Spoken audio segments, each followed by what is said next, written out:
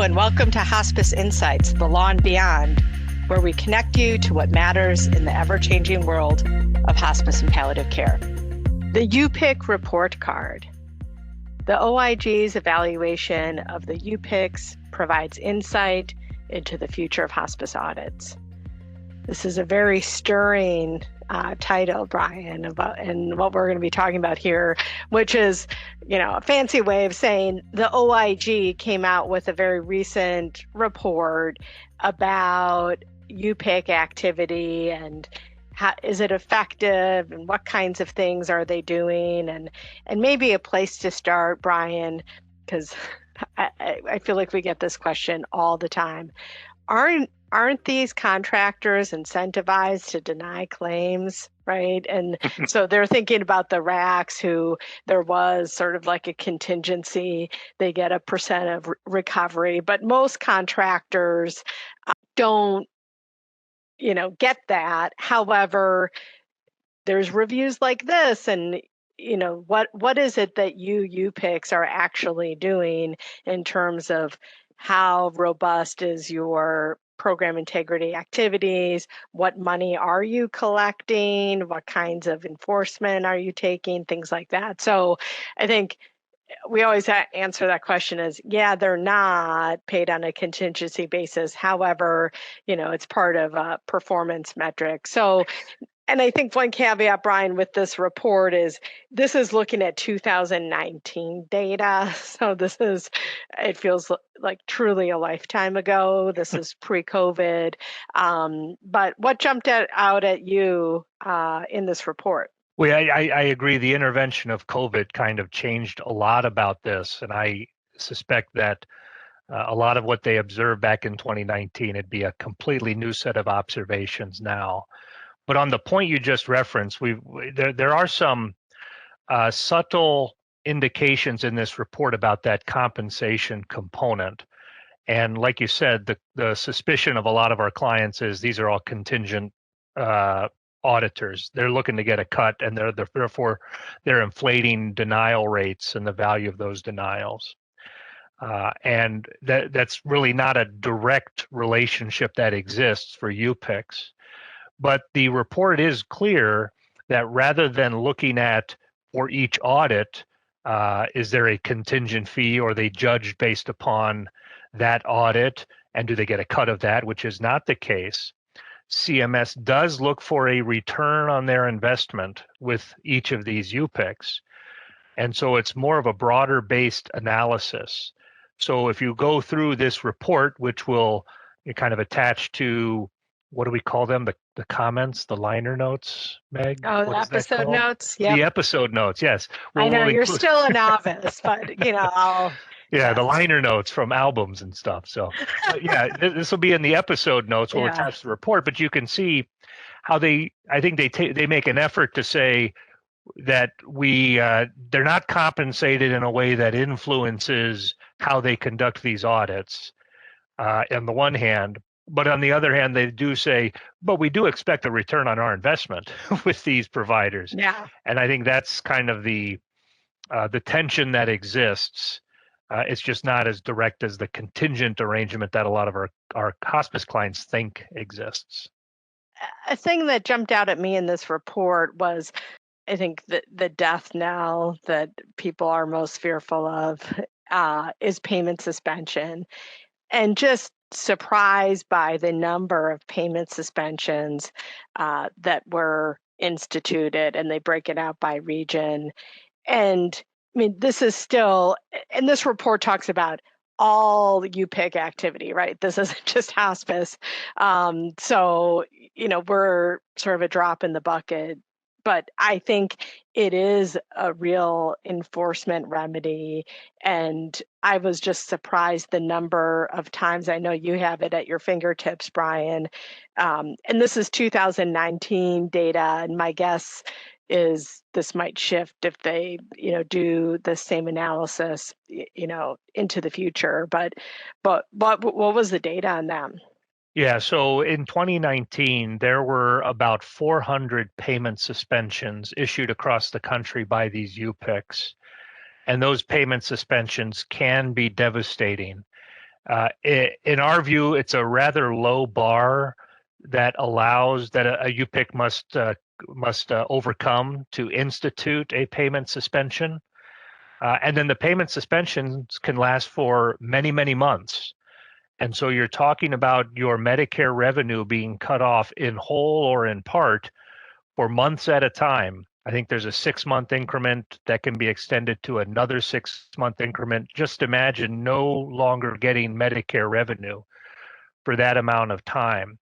And the fact that there were 400 of these back in 2019, 400 different providers, and I'm sure we know that a large number of those were hospices, just being faced with that prospect. And they're very difficult to get out from. You really cannot appeal the imposition of that. You can just try to persuade CMS and the auditor to speed up the process so that the suspension is lifted as soon as possible. Yeah, and we unfortunately have dealt with, a lot of payment suspensions over the years, and so it is interesting that they're tracking that, paying attention to that, and as you said, I think can feel very much like a black box when it's happening to you, because the bar in terms of the information they need to give you is fairly limited. And so, but I guess another thing that was interesting in this report was the discussion of Medicaid. And I would say before we had UPICs, right, we had ZPICs and we had MICs, which were Medicaid Integrity Contractors. And they were very active. I mean, we dealt with lots of MIC audits. And then when UPICs happened and they created a unified contractor to do both Medicare and Medicaid, we saw a drop off in Medicaid audits, and we've seen somewhat of a building back up, but that's again probably post-COVID or after 2020, once COVID had hit, that we have more UPIC audits that have a Medicaid arm to them. And so, but the report talked about there wasn't as much activity on the Medicaid side of things. Right. And when these UPICs first formed, our initial observations was that they were having a tough time coordinating their efforts across Medicare and Medicaid. It seemed like some of these UPICs had different teams allotted to each half of those audits. When they did a combined audit, they took different approaches to document requests. So it seemed like a rough start, which you can imagine when you have that significant of a change. And then as you get into these audits, what we work in every day, Meg, is the appeals of these go in two very different tracks. The Medicare goes through a federal appeal process. The Medicaid audit results you appeal through the state. And so there's 50 different processes to appeal that. And the Medicaid side, you need approvals from the state. So it's a much slower process. So I think in trying to combine those, they had some rough patches. But yes, we are seeing, especially since, I guess, earlier this year when COVID was no longer as much of an obstacle, we're seeing a definite uptick where they're kind of restarting that. They're getting better and more efficient at it, more coordinated.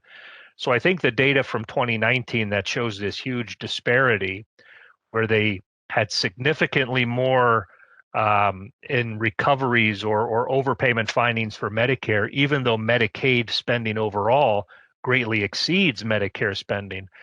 I would be surprised if that disparity is going to continue on. And certainly from our perspective, we're seeing a lot of Medicaid UPIC activity for it could range from any kind of amounts, 5 figures, upper 6 figures, and beyond. So I think this disparity that the OIG was concerned about and wanted CMS to explain when they did the report, it's probably in the process of being resolved.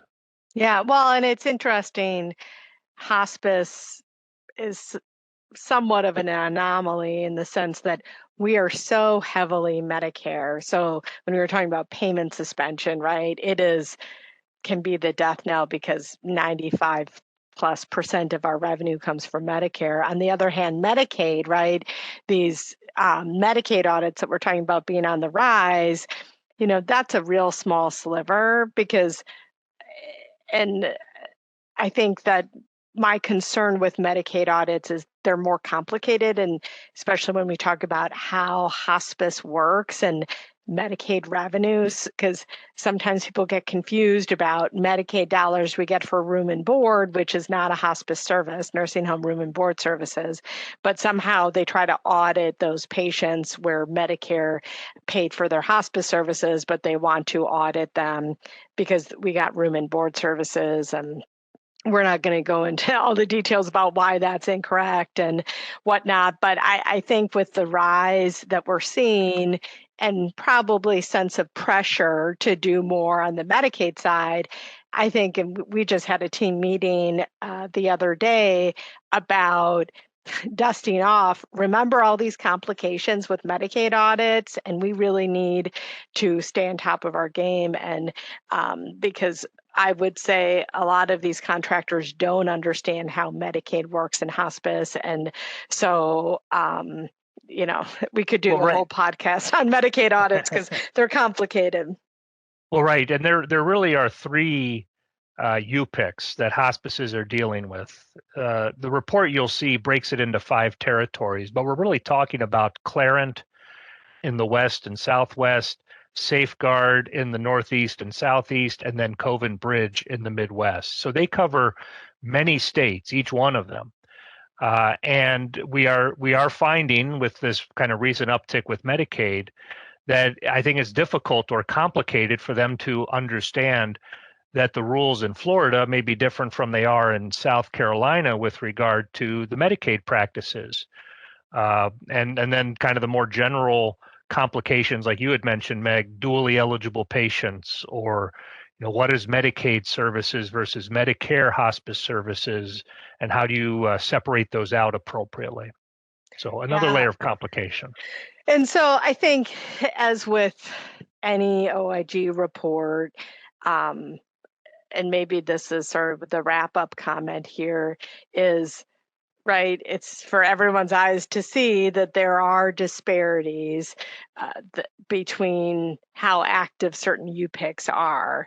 And so one of the recommendations was identify the reasons for the unexplained variation in program integrity activities across UPICs, right? So if I'm a UPIC and I'm sort of finishing last in terms of dollars collected and activities, and now I have a very public report that says that, I think all the more reason that we're going to continue to see audit activity. And I think in our group in particular, again, we're all about data, and so we keep a lot of data, and we've had the most audit activity that we've ever had since hospice audits began, probably 12 years ago or 13 years ago. So that could continue to ratchet up more and more in light of this report.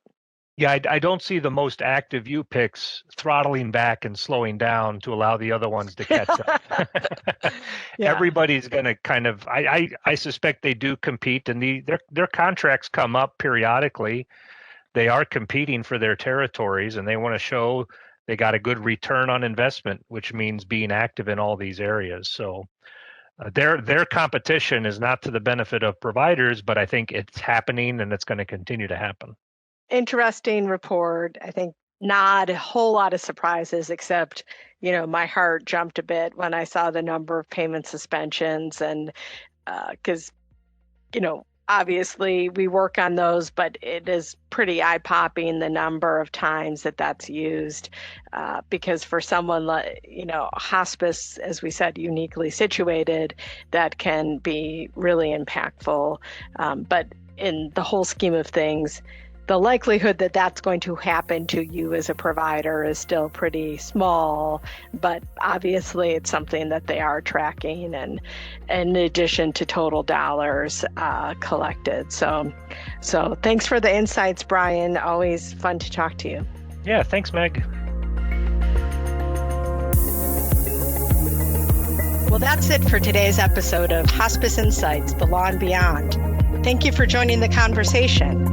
To subscribe to our podcast, visit our website at hushblackwell.com or sign up wherever you get your podcasts.